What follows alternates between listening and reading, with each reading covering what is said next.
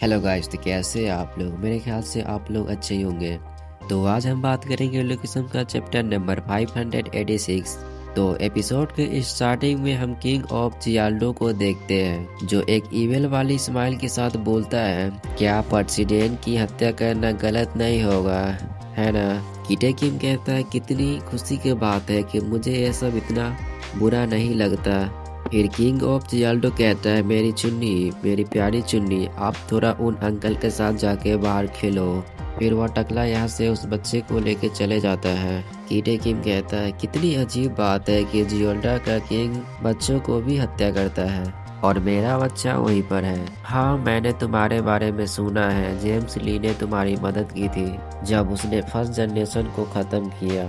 जियोल्डो उन सहयोगी क्षेत्र में से एक था। हालत काफी अच्छे थे, लेकिन हाल ही में तुमने फोन का जवाब देना बंद कर दिया। फिर इसके लिए तुम मुझे ब्लेम मत करना। फिर जियोल्डो का किंग बोलता है, जब कोई ऐसा व्यक्ति बुलाया जिसका वंश का कोई पता नहीं है। जियोल्डो का किंग बोलता है, या मैं यूँ कहूँ तो मुझे ऐसा नहीं कहना चाहिए था। फिर कीटे किम कहता है, तुम सिर्फ जेम्स ली के वजह से ही जिंदे हो। अगर तुम जीना चाहते हो तो अपनी काबिलियत साबित करो अभी। जियोल्डा का किंग बोलता है, अपना एक पैर दूसरे पैर पर रख के और पैर को सहलाते हुए, ओह ये कितना दुख रहा है। जेम्स ली के बुलाने पे सियोल तक आया था, लेकिन तुम कितने बेरहम हो। तुम्हारे सामने मौजूद टैलेंट को भी नहीं पहचान पा रहे हो। यदि तुम मेरी योग्यता साबित करने के लिए कहोगे तो मैं अवश्य करूँगा। तुम अपनी कोई भी परेशान करने वाली समस्या मुझे बता सकते हो, मैं उसे अच्छे से और साफ सुथरे तरीके से निपटा दूंगा। और फिर हम यहाँ से ड्यूक को देखते हैं, जो टीवी पे गाना गा रहा होता है। चेयरमैन होंग बोलता है, क्या इस मस्करे का नाम ड्यूक फ्यून है। किसी का नाम लेकर बुरा भला कहना उनके टैलेंट को नीचा दिखाता है। चेयरमैन होंग बोलता है, क्या तुमको लगता है कि यह बात मुझे पता नहीं है। यह जानते हुए मैंने यह बोला है। डैनियल बोलता है, खैर वो मेरा दोस्त है। चेयरमैन होंग बोलता है, बहुत सी काम काज के वजह से मैं बस स्क्रीन पे ही देख सकता हूँ। डैनियल बोलता है, इसमें कोई हैरानी वाली बात नहीं है कि आप व्यस्त नहीं होंगे। चेयरमैन होंग बोलता है, तुम तो बस झगड़े छेड़ते रहते हो, तुम व्यस्त क्यों रहोगे। जेम्स ली के साथ सब कैसा चल रहा है। डैनियल बोलता है, आखिरी संपर्क बुसान में हुआ था, उसके बाद हमारा झगड़ा हो गया था और हमने बात करना बंद कर दिया। चेयरमैन होंग बोलता है, मैं तो सिर्फ यह जानने के लिए पूछा था कि बुसान के बाद क्या हुआ। लगता है जोकर जीत गया है। डैनियल बोलता है, वह कोई जोकर नहीं है, रैपर ड्यूक ह्यून है, जो कि मेरा दोस्त है। क्या आपने मुझे सिर्फ इसी काम के लिए यहाँ बुलाया था। मिस्टर होंग बोलता है, तुम्हारा क्या मतलब है। डैनियल बोलता है, क्या मैं जेम्स ली के संपर्क में हूँ। चेयरमैन होंग बोलता है, ऐसा लगता है जेम्स ली ने गैब्रियल किम की हत्या कर दी है, जो कि तुम्हारे दोस्त के पिता थे। डैनियल बोलता है, गैब्रियल किम। होंग बोलता है, जो कि प्रभावशाली गैंगस्टर था। मैं उनकी मौत की जांच कर रहा था और इस दौरान जेम्स ली का नाम सामने आया। मैंने और गहराई से छानबीन की और एक और भी दिलचस्प व्यक्ति सामने आया, जिसका नाम कीटे किम है। डैनियल बोलता है, क्या।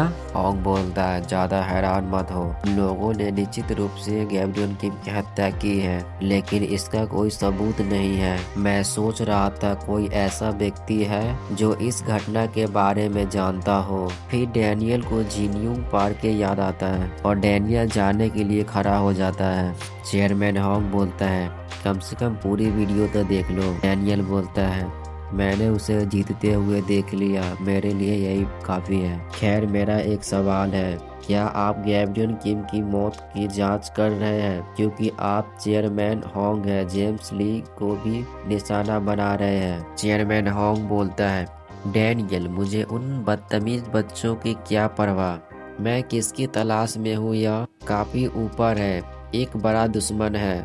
डैनियल कहता है, बाद में मिलते हैं। चेयरमैन हॉन्ग बोलता है संपर्क में रहना। डैनियल पार्क अपने मन में बोलता है जेम्स ली और कीटे किम गैब्रियल किम की हत्या में शामिल है, उन्होंने उसे मार डाला। यह स्पष्ट है लेकिन इसका कोई सबूत नहीं है। जिनयुंग पार्क शायद इस मामले में मदद कर सकता है लेकिन वह तो वर्कर में है, मैं उससे कैसे मिलूं? सोफिया डैनियल के पीछे से बोलती है डैनियल पार्क। डैनियल बोलता है मिस सोफिया। सोफिया बोलती है मुझे मिस मत बुला, मुझे बड़ी बहन बुला। हाँ मुझे माफ करना बड़ी बहन। फिर सोफिया डैनियल को देखती है और समझ जाती है कि इसने अपना पाथ अवेकन कर लिया है। अब मुझे इसके बारे में चिंता करने की जरूरत नहीं है। क्या आपका क्या मतलब है सोफिया दीदी? फिर सोफिया रूसी में बोलती है ताकतवर लोगों की किसी चीज से डरने की जरूरत नहीं है। डैनियल बोलता है फिर अचानक से तुम रशियन बोलना शुरू मत कर दो, मुझे कुछ समझ नहीं आ रहा। फिर यहाँ से हम जिनयुंग पार्क को देखते हैं जिसका इलाज चल रहा होता है। यूजिन और मिनयुंग पार्क को देखते हैं। यूजिन बोलता है वह अब कैसा है? मिनयुंग पार्क बोलता है पहले की तुलना में अब वह काफी बेहतर है लेकिन बाकी सब कुछ वैसा ही रहेगा। कुछ खास शब्दों का जिक्र होते ही उसे दौरा पड़ना शुरू हो जाता है। यूजिन बोलता है तुम्हारा मतलब पास्ट के कुछ शब्दों से है ना? मिनयुंग बोलता है हाँ मैं ठीक तो नहीं कह सकता हूँ लेकिन लगभग ऐसा ही है। यूजिन अपने मन में बोल रहा होता है अब मुझे सच में जिज्ञासा हो रही है कि अतीत में ऐसा क्या हुआ था।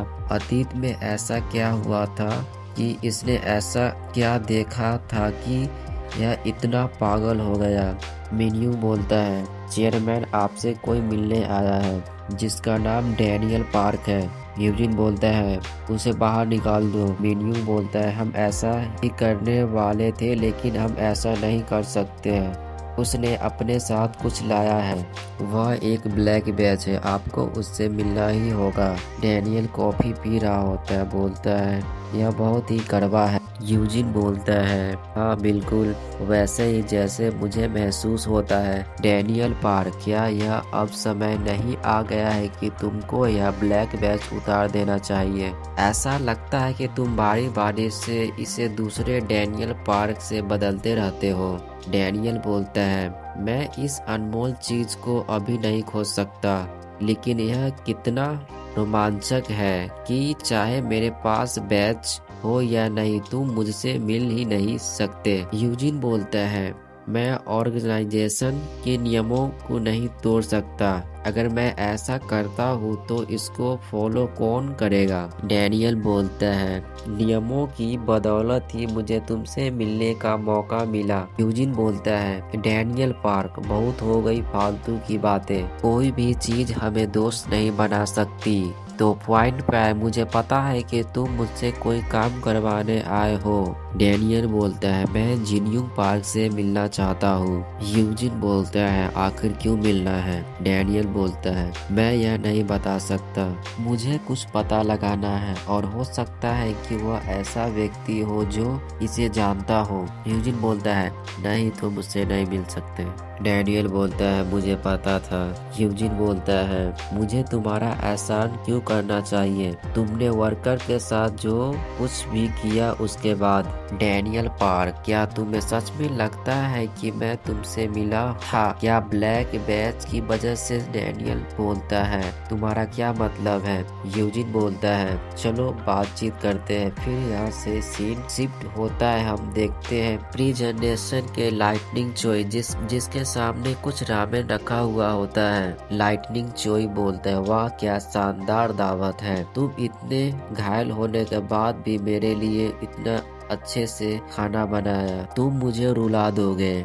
लाइन मैन वैसे तो उदास होता है पर बोलता है बस आप खा लो, मैं शर्म के मारे मरा जा रहा हूँ। मुझे यह उम्मीद नहीं थी कि खुद को इतना बड़ा समझने के बाद मेरी पिटाई होगी। लाइटनिंग चोई बोलता है खुद को दोस्त मत दो, तुम्हारा अपोनेंट 7 कॉन्टिनेंटल स्टार में से एक था। लाइनमैन बोलता है क्या आप उनके बारे में जानते थे? लाइटनिंग चोई बोलता है ऐसा नहीं है कि उन दिनों उनकी रेपुटेशन रिएक्शन को अनसुनी नहीं थी। एक स्ट्रॉन्ग अपोनेंट से हारने के बाद शर्मिंदा नहीं होना चाहिए। स्ट्रॉन्ग बनने का यही तरीका है, लाइनमैन बोलता है। खैर, मैं आपकी मांगी हुई चीज को डिलीवरी करता हूँ। लाइटनिंग चोई बोलता है, क्या तुम मेरे सामने ऐसा करना बंद कर सकते हो? लाइनमैन बोलता है, आप मेरे टीचर हैं, इसलिए मुझे आपका रिस्पेक्ट करना चाहिए। लाइटनिंग चोई कहता है, ठीक है, अपना ख्याल रखना। लाइनमैन बोलता है, ठीक है, मुझे समझ में आ गया, मैं दोबारा ऐसा गलती नहीं करूँगा। अब मैं चलता हूँ। लाइनमैन अपने मन में सोचते हुए जा रहा होता है कि स्पीड के लोग बोल रहे होते हैं, मुझे माफ करना तुम्हें कम समझने के लिए। शायद आज हम लोग जिंदा नहीं होते अगर तुम हमारी मदद नहीं करते। लाइनमैन बोलता है, यह तो बस शुरुआत है। फिर लाइटनिंग चोई को देखते हैं जो नूडल खा रहा होता है। तभी उनको किसी की आने की आहट सुनाई देती है। लाइटनिंग चोई कहता है, यह कैसी आवाज है? क्या तुम फिर कुछ भूल गए? फिर से सीन शिफ्ट होता है। जेम्स ली बोलता है, जियोल्डा का किंग कैसा है? वह काम का है।